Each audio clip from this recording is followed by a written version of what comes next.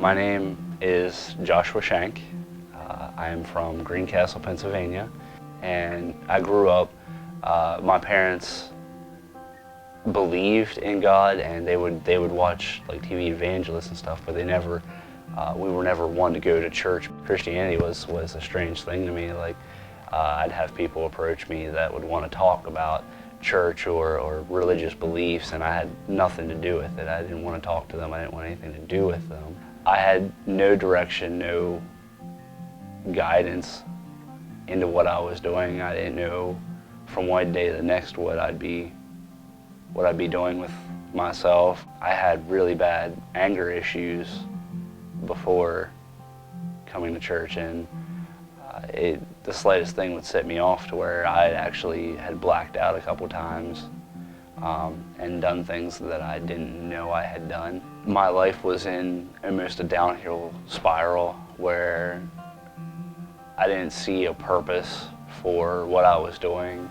I never even considered going to church until one day one of the guys I worked with, joking around with me from time to time, just kind of approached me and told me that I was going to church with him. He showed up at my house on Sunday morning, and even though I still didn't believe that he was actually taking me to church, I went to church with him. I figured I'd go ahead and give it a shot, at least make him happy. But whenever I walked into Lifehouse, as being my first church,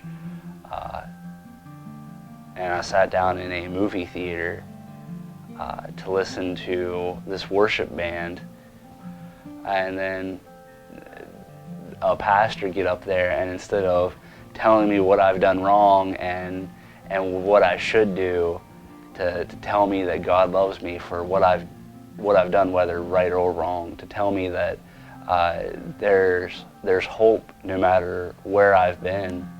It was a completely different experience, because everything that I had thought church to be, this church that he took me to just left me in awe that it was even considered church, because it was so open. The real changing point for me, though, the point that I knew that I got saved, was after taking a commitments course through Lifehouse. We had a moment where we were to fully surrender ourselves to God, and just in prayer and in focus on Him. And I walked up to where the pastor and this guy who was my first mentor were standing, and they were to pray over me after my moment, from everything I had just gone through, what I had come out of, the darkness that I had started to leave. The only thing that I could say to him was that I didn't want to go backwards.